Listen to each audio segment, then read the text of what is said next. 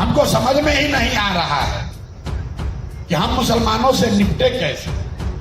कि जिस कौम को बनाने में आपके पुरखों का खून लगा है, जिनकी कुर्बानी लगी है, उसी कौम की पार्लियामेंट से वो कानून बन रहा है जिससे आपका बड़ा समाज असहज महसूस कर रहा है। आपके कौम का गरीब लड़का कोई जब रोड पर मॉब के द्वारा, भीड़ के द्वारा मार दिया जाता है तो उस 10 करोड़ वोट के पाने वाले लोग में 10 आदमी भी खड़ा होकर आपकी मदद के लिए आवाज नहीं लगाता। ये आपके लिए ज्यादा चिंता का कारण होना चाहिए। मेरे भाई, आपकी लड़ाई भाजपा से नहीं है, आपकी लड़ाई संघ से है, आरएसएस से है, जो एक विचारधारा आधारित व्यवस्था। आप लिख के ले लीजिए, 10 वर्ष के बाद मुसलमान कहेगा कि मोदी कितना खराब था, उसको बर्दाश्त कर लिए, योगी बड़ा खतरनाक है। तो वैसे जी ये कह रहे हैं कि सारे मुसलमान एक साथ आइए और अपने बीच से लीडरशिप पैदा कीजिए, किसी दल का पीछे झंडा मत ढोइए। हम भी वही कह रहे हैं। समझ तो तब है जब हिंदुओं के गांव में जाकर हम मोदी के खिलाफ बोले, तब न बात है। ये जो आधा हिंदू है, मुसलमान बिक सकता है, लेकिन ये आधा हिंदू भाजपा को वोट नहीं देगा। हम अरविंद केजरीवाल नहीं हैं, जनसुराज अरविंद केजरीवाल और अन्ना के आंदोलन से प्रभावित चीज नहीं है। वो भाजपा को जन्म देती है, वो मोदी योगी बनाते हैं। तो जब तक उस जड़ का इलाज नहीं कीजिएगा, तब तक खाली पेड़ का पत्ती गिनने से बात नहीं बनेगा। कि हमारा ये पूरा जो अभियान है, ये एक लाइन में, एक पंक्ति में आजादी से पहले जो महात्मा गांधी की कांग्रेस थी, उसको पुनर्जीवित करने का अभियान है। मुसलमानों की मानसिकता को, राजनीतिक समझ को हम आज तक समझ नहीं पाए। हम रोज बैठ के सोचते हैं कि भाई, जिस कौम को, जिन लोगों को सबसे ज्यादा दवा की जरूरत है, उसको दवा से सबसे ज्यादा परहेज है। इस कौम, इस मुल्क में अगर किसी को मशवरे की, सलाह की, विकल्प की जरूरत है तो वो मुसलमान है। लेकिन मुसलमान को ही इससे सबसे ज्यादा परहेज है। आपकी दशा देखिए, आपको कोई पूछे तो भी आपको बुरा लग रहा है, कोई न पूछे तो आपका फिर भी मुंह खराब हो रहा है। कोई मोहल्ले में गया तो पूछ लिया कि अरे भाई, मोहल्ले में जा रहा है, जरूर कोई ना कोई मतलब होगा। मोहल्ले में नहीं गया तो कहता भैया मोहल्ले में आया ही नहीं हमको पूछने। हमको समझ में ही नहीं आ रहा है कि हम मुसलमानों से निपटे कैसे। हम 2 बरस से पैदल चल रहे हैं। शुरुआती दिनों में हम मुसलमानों के गांव में जाते थे पैदल, रास्ते में जो गांव पड़ा वहां जाते हैं। उसमें हिंदू मुसलमान अगड़ा पिछड़ा नहीं करते, जो रास्ते में गांव है वहां गए।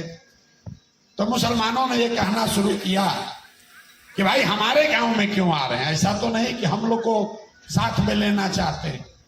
अब बताइए, आपके गांव में कोई गया आपके हालात को देखने तो आपको शक हो रहा है, अरे भाई हमसे कुछ लेने तो नहीं आया है। फिर मैंने जाना छोड़ दिया, छोड़ो भाई, मुसलमानों के यहां मत जाओ, हिंदू वाले रास्ते में ही चलो। फिर मुसलमानों ने कहा वो हम लोग का बातें नहीं कर रहे, वो तो खाली नरेंद्र मोदी पर अटैक नहीं कर रहे। मुसलमान कहता है कि तो लालू जी का शिकायत कर रहे हैं, मोदी जी पर, भाजपा पर ज्यादा नहीं बोलते। अब इसको मैं आपकी चालाकी समझूं कि बेवकूफी, मुझे समझ में नहीं आता। मुसलमानों के बीच में खड़े होकर भाजपा और मोदी को गाली देना या उनकी शिकायत करना, ये आपकी ताली से ज्यादा हमको क्या देगा। समझ तो तब है जब हिंदुओं के गांव में जाकर हम मोदी के खिलाफ बोले, तब न बात है।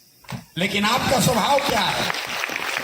आप चाहते हैं कि कोई आए और हमारे सामने खड़ा होकर बताए कि भाजपा कितना बड़ा आताताई है, कितना आपके साथ गलत कर रहा है। मुसलमान ने ताली बजाया और उसको लगता है यही मेरा नया रहनुमा पैदा हो गया। तो भाई, हम तो ऐसी कोई बात कहते नहीं, हम ऐसी कोई बात नहीं कर, हम ऐसी कोई बात नहीं कह रहे हैं जो आपको अच्छी लगे। यहां पर मंच पर जितने लोग खड़े हुए, सबने कहा कि आपको कितना ठगा गया है। आपको ठगा इसलिए गया है कि आप उसी के लायक हैं। हमारे शब्द पर मत जाइए, आपने अपने आप को वैसा ही बना लिया। जरा सोचिए, जिस मुल्क में 2-4-5 हजार वोट रखने वाला आदमी वो भी मुफ्त में किसी को वोट नहीं दे रहा है, वहां 20 करोड़ की आबादी वाला मुसलमान समाज, बिहार में नहीं, सीमांचल में नहीं, पूरे देश में आपका कोई नेता नहीं। कुछ तो गलती होगी, कुछ तो आपके प्रयास, आपके समझ में कमी होगी, लेकिन आपका समाज उसको देखना ही समझना नहीं चाहता। आप ऐसे भीड़ के हिस्सा बन गए हैं जो एक बार किसी ने हाँक दिया बस उधर ही चले जा रहे। अभी किसी सज्जन ने बहुत अच्छा बोला कि हमारा समाज तो आपके साथ बिल्कुल रहेगा, आपका समाज हमारे साथ रहेगा कि नहीं, ये बताइए। हम अभी आपको बताते हैं कि वो रहेगा कि नहीं। इस देश में उनका कहना है कि भाई मुसलमान को वोट दे रहा है हिंदुओं को, हिंदू लोग मुसलमान को वोट नहीं दे रहा। ये बहुत बड़ा भ्रम आपके दिमाग में बैठा दिया गया। आप बड़े नेता हैं, इस देश में 80% हिंदू रहता है। इस बात को ध्यान से सुनिए, 80% इस देश में हिंदू रहते हैं। भाजपा को 2019 में सबसे ज्यादा जब वोट आया तो उनको 37% वोट आया था। इस बार 0.7% कम 36% वोट आया है। मुसलमानों ने तो भाजपा को वोट दिया नहीं। तो 80% हिंदुओं के इस देश में अगर भाजपा को 36% वोट आया है तो 5वें क्लास का गणित का विद्यार्थी भी बता देगा कि आधे से कम हिंदुओं ने भाजपा को वोट दिया।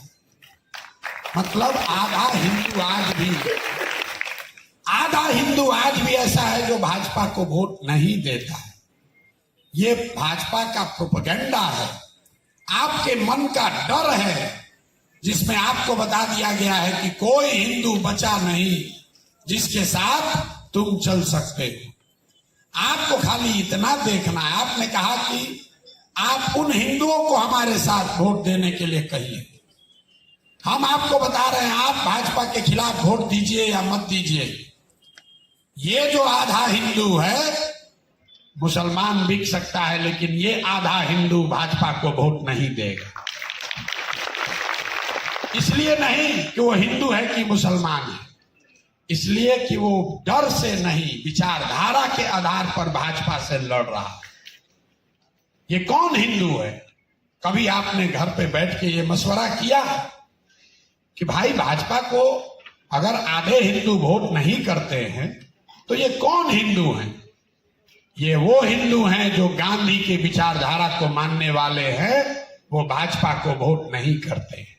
वो चाहे किसी जाति का हिंदू हो। जो बाबा साहब अंबेडकर को मानने वाला हिंदू है वो भी भाजपा को वोट नहीं करता है। जो कम्युनिस्ट विचारधारा के मानने वाले हिंदू हैं, वो किसी जाति का हिंदू हो, वो भाजपा को वोट नहीं करता है। जो लोहिया जयप्रकाश के समाजवाद को मानने वाला हिंदू है, वो भी किसी जाति का हिंदू है, वो भाजपा को वोट नहीं करता है। आपके सामने फॉर्मूला रखा हुआ है, आपके सामने रास्ता दिख रहा है, आप उसको देखना ही नहीं चाहते।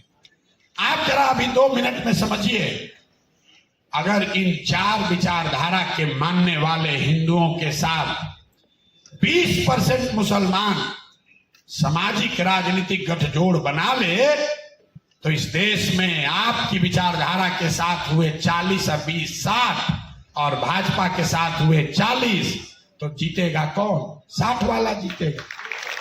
इतना सिंपल, इतना सीधा उपाय है। और यही फर्क है जनसुराज में और ओवैसी जी में। सीमांचल में मुसलमानों पर ओवैसी जी का बड़ा प्रभाव है। ओवैसी जी ने ठीक कहा कि मुसलमानों को अपने हक हकूक के लिए खड़ा होना चाहिए। ओवैसी जी ये ठीक बात कह रहे हैं कि जो अपने को सेकुलर दल कह रहा है, उसने मुसलमानों का सिर्फ वोट लिया है, मुसलमानों के लिए कुछ किया नहीं, सिर्फ भाजपा का डर दिखाकर वोट लिया है। लेकिन ओवैसी जी में एक ही उनके फॉर्मूला में कमी हमें लगती है वो जीतने का रास्ता नहीं बता रहे, वो मुसलमानों को संगठित करने का रास्ता बता रहे। इसमें कोई दिक्कत नहीं है, इसके लिए उनका स्वागत होना चाहिए। लेकिन मुसलमान चुनाव कैसे जीतेगा ये ओवैसी जी नहीं बता रहे। ओवैसी जी ये कह रहे हैं कि सारे मुसलमान एक साथ आइए और अपने बीच से लीडरशिप पैदा कीजिए, किसी दल का पीछे झंडा मत ढोइए। हम भी वही कह रहे हैं, फर्क बस इतना है कि ओवैसी जी कह रहे हैं कि सारे मुसलमान एक साथ मिलकर लड़िए, और जनसुराज प्रशांत किशोर कह रहा है कि सारे मुसलमान एक साथ मिलकर लड़िए, लेकिन उन आधे हिंदुओं के साथ मिलकर लड़िए जो आपके साथ विचारधारा के आधार पर चलने को तैयार है। ये फर्क को समझिए।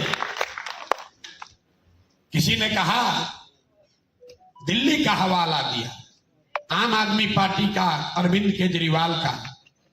हम आपको सिरे से खारिज कर रहे हैं, हम अरविंद केजरीवाल नहीं है। अगर जीत मिल जाए तो भी नहीं चाहिए। हम अरविंद केजरीवाल नहीं हैं। जनसुराज अरविंद केजरीवाल और अन्ना के आंदोलन से प्रभावित चीज नहीं है। ये हमारा ये पूरा जो अभियान है, ये एक लाइन में, एक पंक्ति में आजादी से पहले जो महात्मा गांधी की कांग्रेस थी उसको पुनर्जीवित करने का अभियान है। ये चुनाव लड़ने जीतने के लिए नहीं बनाया गया है, और इस बात को आपको खूब बेहतर समझना चाहिए।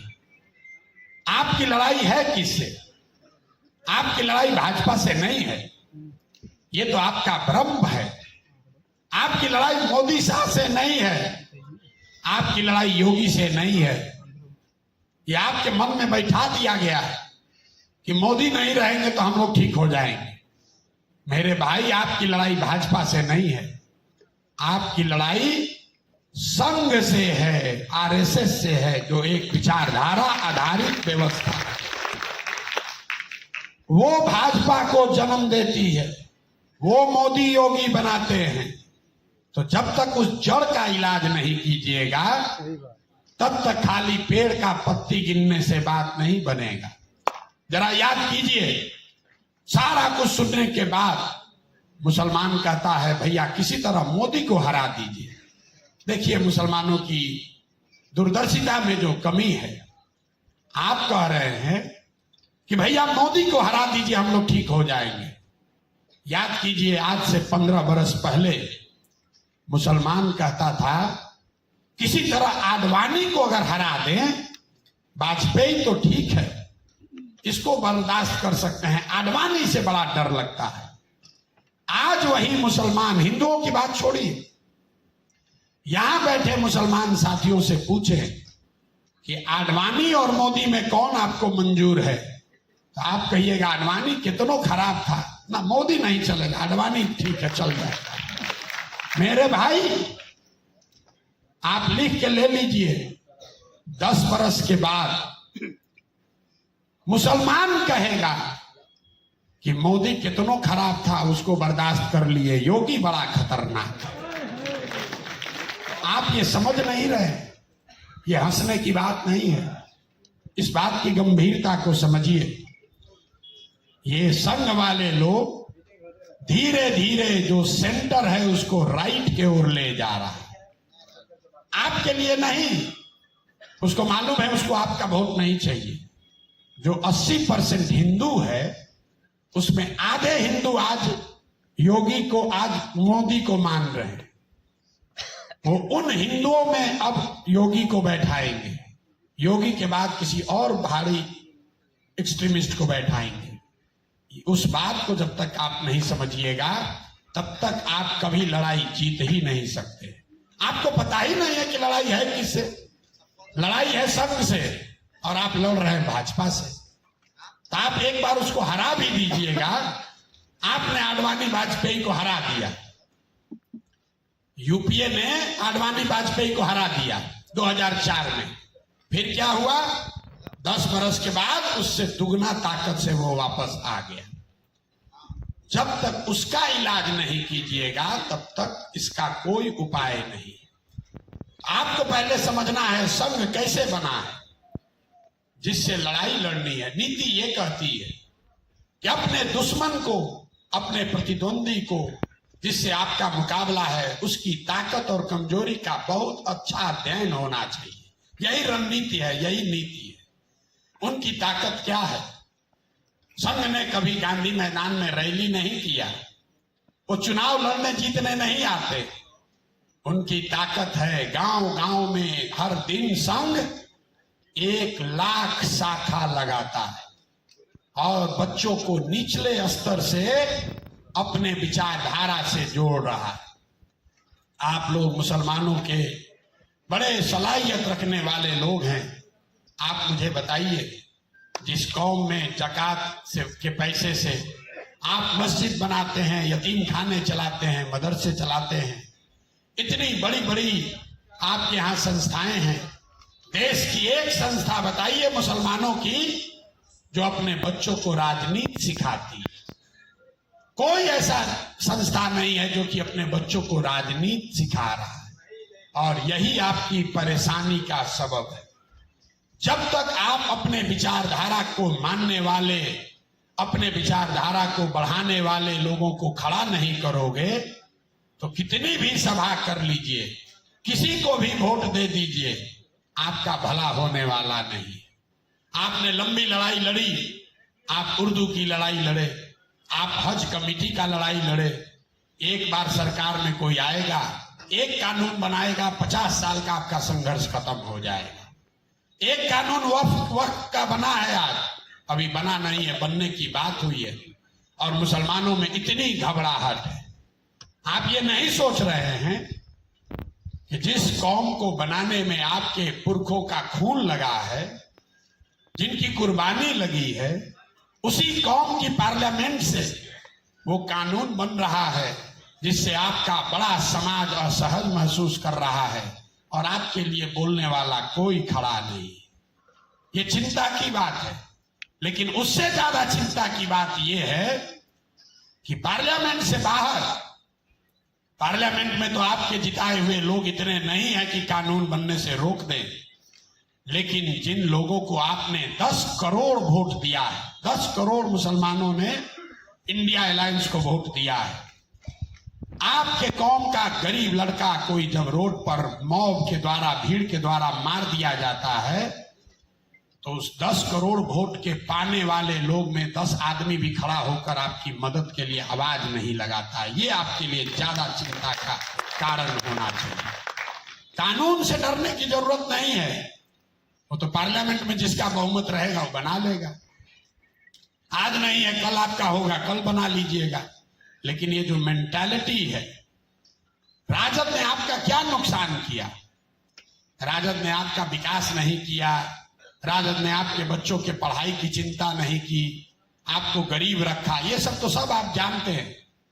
राजद ने आपका सबसे बड़ा नुकसान ये किया कि उसने आपको मानसिक तौर पर इतना कमजोर बना दिया कि आपको ऐसा लगता है कि अब हमको अगर इस देश में राजनीति करनी है, बिहार में राजनीति करनी है, तो किसी न किसी के पीछे ही चलना पड़ेगा। चाहे उनके पीछे चले कि प्रशांत किशोर के पीछे चले। आपकी अपना हौसला खत्म हो गया।